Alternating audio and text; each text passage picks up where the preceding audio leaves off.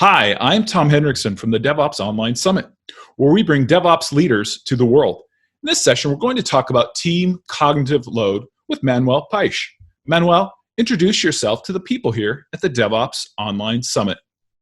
Hi, everyone. I'm Manuel Pais. I'm one of the co-authors of the book Team Topologies, this book here, with Matthew Skelton.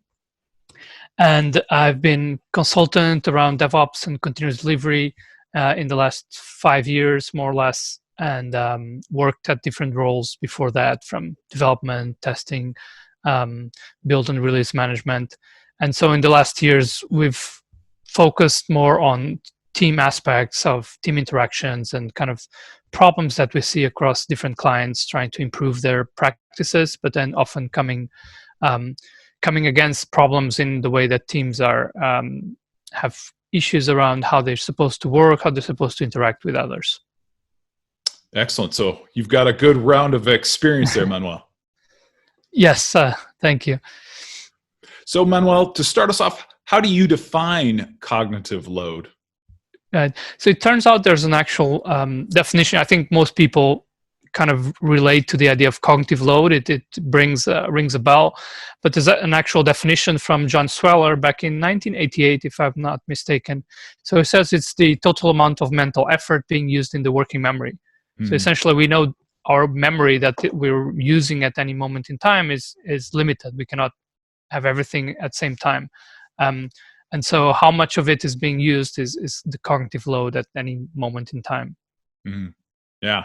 So that's important to think about. I'm sure as, working in technology, we try to juggle a lot of things in our memory. Exactly. So it's hard. And when we think about cognitive load, not only at the individual level, which is what the definition relates to, but actually we can transpose that to the team level and say, what's the cognitive capacity of the team? And as you were saying, teams get pulled in many directions these days. And we know that cross-functional teams that have more ownership of their services help us go faster, deliver, and respond to change faster. But there are a lot of issues around how do they do that, what kind of skills, because we're asking them to not just develop, but run their services, understand how to test better, how to make the services more secure, understand infrastructure, all these things. So it's putting a lot of strain on many teams. So this is one of the key ideas from the book, Team Cognitive Load, and that's what many people have told us. Yes, this at least have now a definition I can talk to about this problem, because many teams feel this. And once we can talk about it, we can start thinking about what are some ways to address it and make this reduce cognitive load so teams feel like they are more in control and have a healthier approach to their work. So what are the types of cognitive load? Right, that's a good point, because actually then the cognitive load can be broken down into 3 different types, which are good ways to think about different types of work and things we need to do to deliver value. So there are 3 components. There's intrinsic cognitive load. So in the context of software delivery and operations, is mostly related to the skills we need. So if, for example, if I'm a Java developer, I need to know how do I write a class in Java, right? Or how do I write a method? If I don't know, if these are things that are going to take space in my memory to remember how to do it, or to search it, Google it, or whatever it might be. So that's one component. There's also extraneous cognitive load, which has to do with, I like to call it, all the mechanics of the work of the software delivery. So it's not directly related to the problem we're trying to solve, or the business problem we're trying to solve, but actually everything that needs to happen, from provisioning infrastructure to deploying our applications to monitoring, kind of all the tasks around it. So if we have to remember and every time think about how do I deploy the application again, or how do I access this test environment, that's going to be taking up mental space. And so that's kind of the extraneous cognitive load. Mm-hmm. And the last one is germane cognitive load, which is directly related to kind of the business space, the business Mm-hmm. domain. Yeah. So if I'm working in banking, private banking, for example, online banking, then I need to know, of course, how bank transfers work, and what are the different types of actions that operations that people do on their accounts on a everyday basis. So what we really want to do, thinking about these three different types of cognitive load, is we want to maximize the germane aspect. Mm-hmm. Yeah. So by minimizing what is taking up space in terms of intrinsic and extrinsic cognitive load, then we leave more space to actually focus on the problem, focus on the business domain, and whatever feature we're trying to deliver or experiment or solving a problem. Interesting. That's, I can think of those three are really helpful to kind of think about like you said, the things people in technology try to juggle and keep in their memory banks. So as you mentioned, you guys talk a lot about the team in the book, Manuel. How does this affect the team? So if the team has too much cognitive load, so they're actually in overload, then that means they're not going to be able to do their work as effectively, right? And they possibly might need to take a lot of shortcuts to get things done. But fundamentally, also, the people will not be feeling, and the team as a whole will probably not be feeling as motivated or as in control as they would like. So if you've read the book Drive by Daniel Pink, he talks about the intrinsic motivators for knowledge workers. So autonomy, purpose, and mastery. Yeah. And when teams are overloaded, they don't have time to improve their mastery. Often they have too many responsibilities, so they don't have a clear purpose as well. And the autonomy, sometimes you can't just ask teams to be autonomous without giving them the tools to be autonomous, because then it's kind of a false sense of autonomy where, yes, I can make decisions, but I don't have time and I don't have the effort to make informed decisions. Yeah. So it's really, you're kind of shooting yourself in the foot in that way. And so it's a lot of what we talk about in the book is, we know that autonomous cross-functional teams are kind of the ideal or the faster way to get flow and get adapt quickly to changes. But there are limits to team size, team cognitive capacity, and so how can we reduce cognitive load so that they can actually be more motivated and be able to be more effective? So as we look at this, what are some ways we can address this team cognitive load? So there are multiple ways, and again, thinking about different types of cognitive load helps us think about how to address it. So intrinsic cognitive load, everything around the skills we need, we kind of know good ways to approach that, right? It can be just classical training, or it can be mentoring programs for people who are more junior, pair programming, mob programming, code reviews. So there are a number of techniques that we know this helps upskill people and get them, to improve their competences in that way.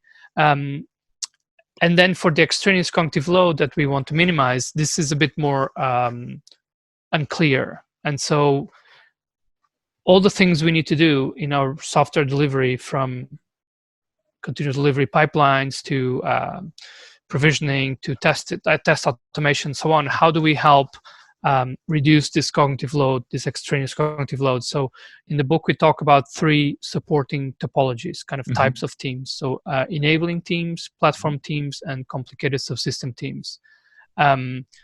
So that's one way. So these 3 supporting teams, their kind of core purpose and goal is to reduce cognitive load on the other teams. But there are other things we talk about in the book, for example, team APIs. So if a team kind of clarifies the team interface with other teams in terms of, what do we work on, if we're responsible for some code base, and how do we version this software, how do we test it, do we allow other teams to make changes to this software, and if so, what's the right way to do that? But also in terms of communication channels, how do we prefer to communicate with others? Are there specific hours or reaches on Slack, or do we prefer that you come talk to us face to face, depending on what type of help you need? Yeah. And this helps reduce cognitive load in the interactions between teams, because it makes it clear for other teams how should you communicate with us in an effective way. And so that's another way. But essentially, yes, because team interactions, often we are not very intentional about how do we expect to work with others, and we just think it's up to just internally to the team to figure those things out, the practices and the way they work. But it's actually the interactions between teams that are also very important to think about, because in today's software systems, they're way too large and complex in general to just a single team being able to own it end to end. So there are always dependencies. So we try to minimize them, but we need to understand when teams need to interact, what is a good way to think about that. And then, of course, all the team topologies I mentioned, they have specific purposes. So the enabling teams are usually a small team of experts in some domain. Let's say, for example, test automation. And then they go and help what we call the stream teams, the teams that are actually aligned to business value streams in general. So developing software to achieve some solution to a business problem or a business goal. And so those stream teams, if many stream teams need help with test automation, for example, if we have some experts that can create an enabling team, so their role is then to go around the stream teams that need help and facilitate this knowledge in a number of ways. Can be through workshops or pairing on examples of test automation, helping the teams understand what are some good tools or frameworks they might use for their specific needs, and essentially reduce the learning curve for the stream teams around this domain that they are lagging behind. Wow. Yeah. Because that's, like we were saying before, if they're overloaded and we're asking them to do more things, how are they going to find the time to actually learn? And it's something in technology, at least I found in my experience, we often underestimate how much effort it takes to actually build up the knowledge and make good decisions about technology adoption and good decisions about staying up to date on good practices and actually having the time to put that in practice. So enabling teams help a lot around that. Platform teams provide kind of good abstractions for lower level services.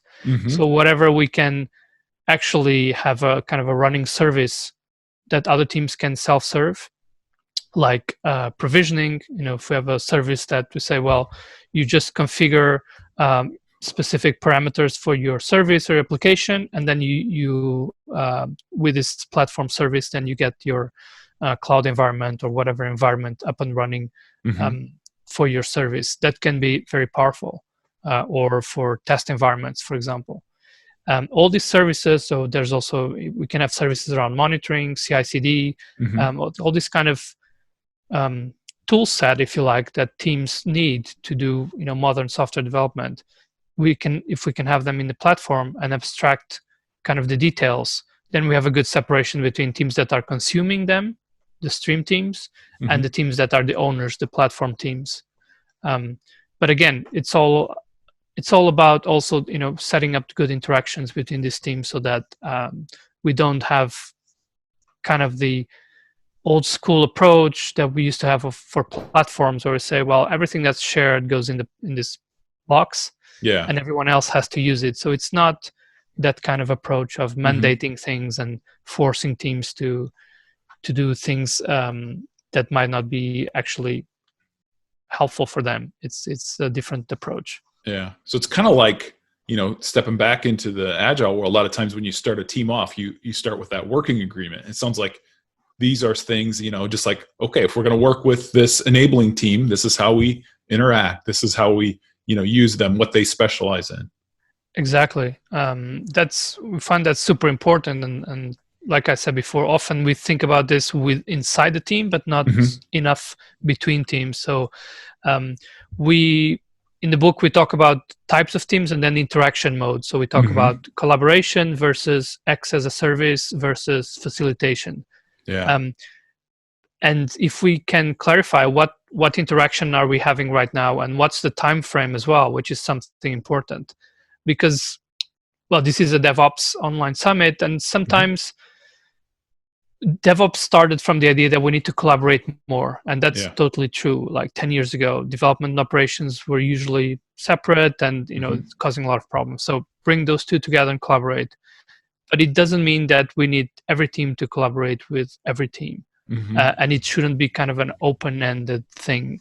It's better if we are more intentional in saying we need to collaborate for 3 weeks or 2 months to figure out how to do the monitoring, or which metrics do we need for this type of service, and which way. So maybe the platform team and the stream team will collaborate for that period to actually find a solution faster, because they were actually focusing on what do you need, how can we provide this as a service. And once that time box is over, or we found out this looks good enough, then we can kind of split again and have we don't need to be collaborating on everyday basis, because that also has some cost for both teams, as they will decrease probably their capacity to deliver their own kind of backlog work. And then they might move to X as a service, where we say this platform service is kind of stable.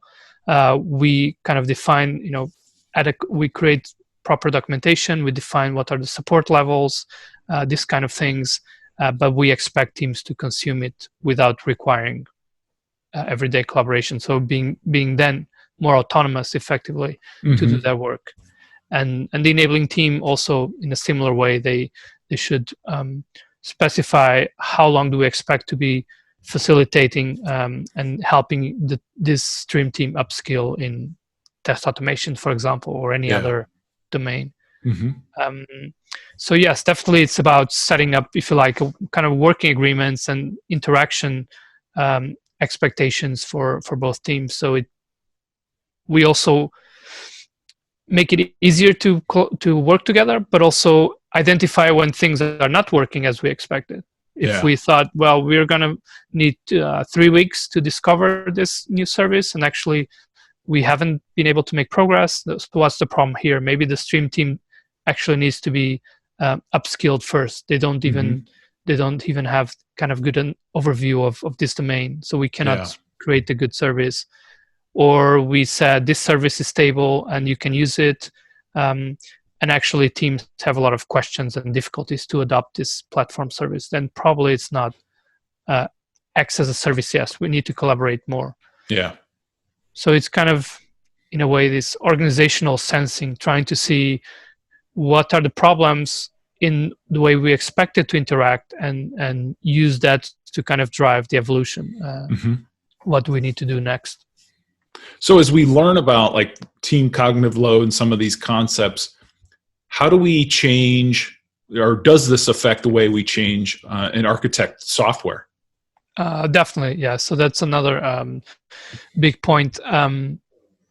Because even if you say, let's say, ideally we've minimized the extraneous cognitive load, intrinsic cognitive load, and we say, well, this team is now working, to full capacity on the using the germane cognitive side, so focusing on the problems, and they have a good platform, they have necessary competences.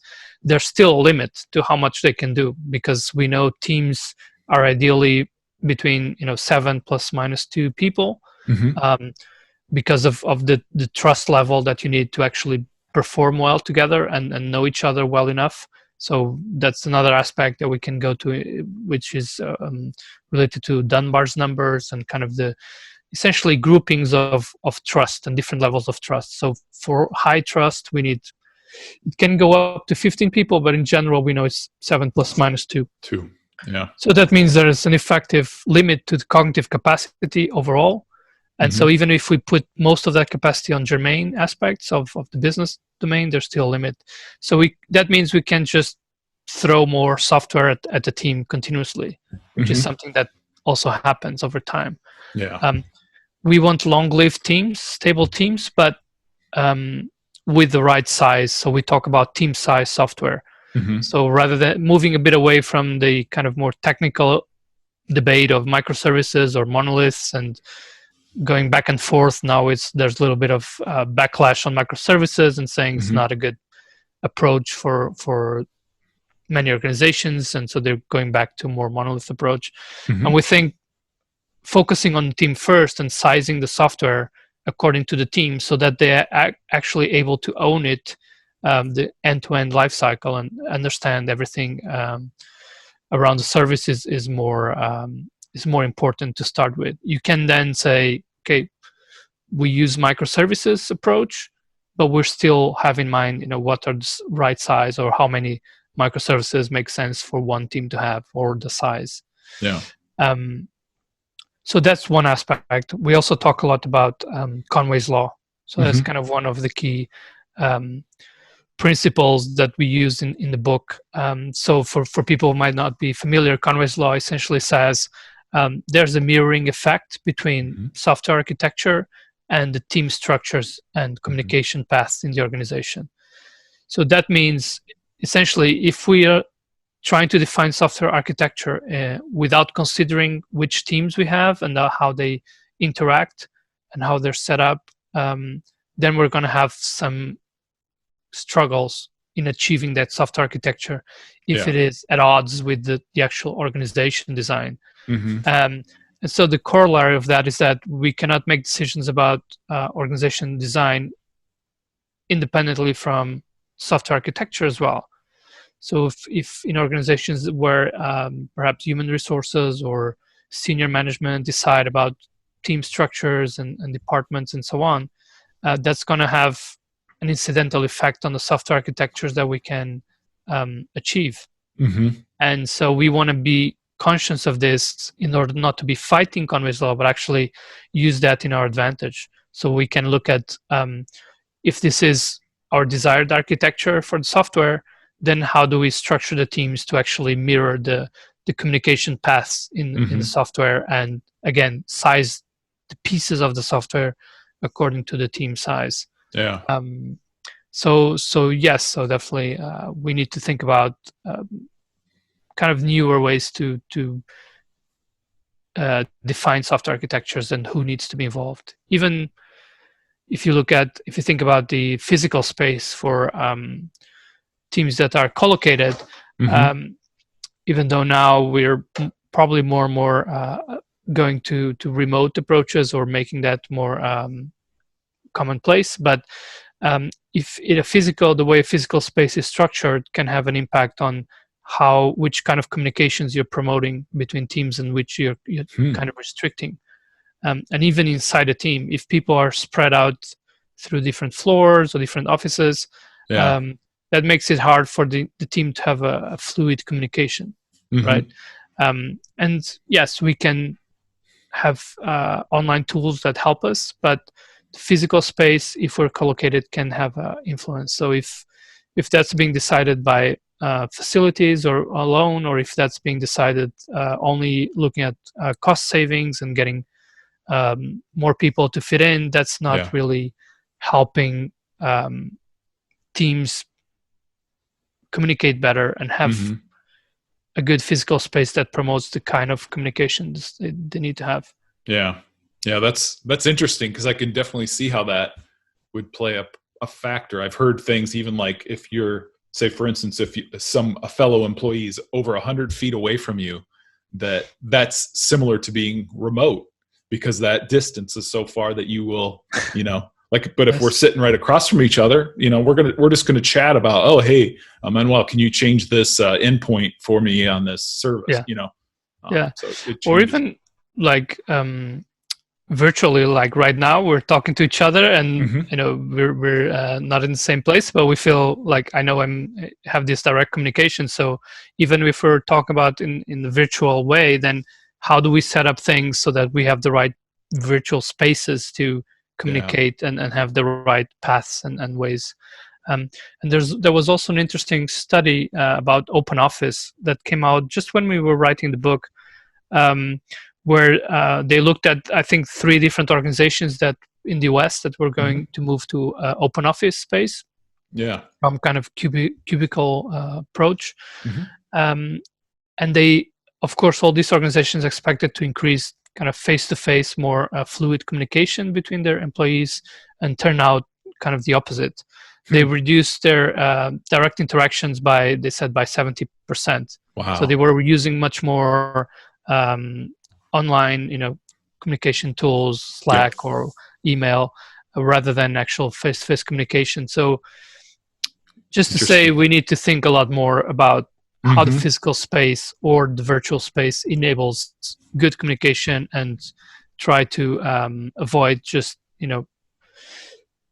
random and expectations often. My colleague Matthew often talks about, if you just have a Slack channel and you expect, people just write anything in there, is like having an open office and you expect someone from the other side of the room shouting out, getting up and shouting, "Hey, I need this request answered," and that's not a good way to do it, right? Because you're disturbing everyone else. So we need to be more intentional about communication structures, both physical or online. Yeah, that's important. So how did you and Matthew, your co-author, kind of find these examples? So it's kind of a mix. Some of these examples came from our own consulting experience. So back in 2014, I think, Matthew created a website called DevOpsTopologies.com, which was kind of the predecessor to Team Topologies, but was focused more on DevOps and different ways that teams were set up, and kind of patterns, anti-patterns. And this proved very helpful for many organizations, even Netflix, for example, or Adidas, who looked at this to kind of identify, this setup of our teams is helpful in this context, or is more of a anti-pattern because we're actually having these different needs. So it started there, and then we have been consulting, like I said, together between 2015 and 2018. Around continuous delivery DevOps, but often we would find issues with the way teams were structured and kind of the software processes in place as well that were often not promoting right kinds of interaction. So some of the case studies in the book, so there are about a dozen case studies and several more kind of just examples from the industry. Some of case studies are from our direct experience, like CDL, AutoTrader, TransUnion, which are more based in the UK. And then others were discussions with peers and other practitioners, like the IBM, IKEA was quite interesting because I heard a podcast, and which was not focused so much on the team interactions, but and the team dynamics, but there was a little bit. And then we actually had conversations with them to understand what went on. And others like OutSystems, which is a low-code platform. So mostly from conversations with peers. That's the other part. And then the rest were mostly from articles and talks we've seen. And then sometimes we reach out to people like Adidas, for example. They have very interesting platform approach based on very aligned to the principles that we talk about in the book, and the ways of we expect platform teams to work in a modern way, in a kind of agile way. And others like USwitch or Twilio that we saw an article or where they seem to be doing things with similar principles to what we were talking in the book. And so we reached out and we incorporated those. So it's kind of a mix. Yeah. Interesting. A lot of different ways to kind of learn and understand the dynamics of teams. Right. Because so the book is very much based on our hands-on consulting experience and kind of problems with team interactions, but it's also really good to see how other organizations have come across similar problems, what they've done. And so and we've seen how many successful approaches are based on the same principles as what we talk in the book.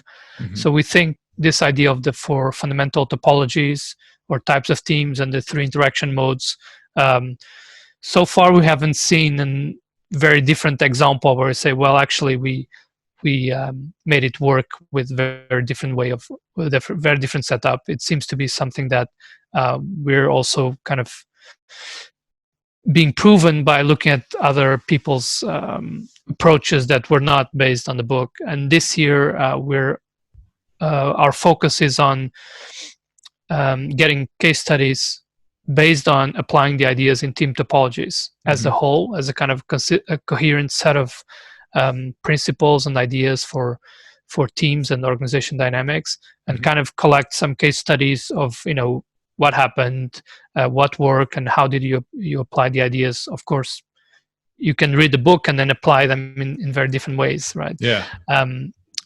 And obviously it's not a one-shot thing. We're talking about kind of evolutionary approach where the teams are more dynamically changing the way they work and they're structured to adapt to changes in business or technology. And so definitely in 2020 we expect to get some of the more case studies on our website, teamtopologies.com. Yeah, as we'll be publishing those there. Awesome. Perhaps there will be a second edition later on with more case studies. We don't know yet. Yeah, great. Well, Manuel, you shared a lot with us. Any closing thoughts? Just this idea that kind of the big reorganization approach to adopt agile or to adopt DevOps, we have seen that is not really as effective as we'd like. There's benefits for sure, but there's a lot of side effects and people actually feeling, well, this didn't actually pan out as we expected. We don't see all the benefits. And I think, and we believe with team topologies, you can get kind of a more evolutionary approach, like think of the organization as an organism that needs to evolve essentially continuously or on a regular basis. And that's why we think the topologies and the interaction modes help provide also kind of a organizational landscape view, so that we understand where are we now, what kind of teams do we have, what are the gaps in capabilities in the platform, in the interactions, and how can we then move forward. And I think that's really one of the key ideas of the book, and that we've seen being successfully adopted in organizations. Kind of, we are not anymore going to do this reorg thinking there's an end state, if you like, that now we have things right, because it's never ending. We need to continuously be able to evolve. Yeah. Well, thank you for coming on, Manuel. Thank you for having me. It was a pleasure. Excellent. Well, we hope you're enjoying the DevOps Online Summit. To gain lifetime access to this great content, make sure you upgrade for VIP tickets. On behalf of Manuel Pais, I am Tom Henriksen from the DevOps Online Summit.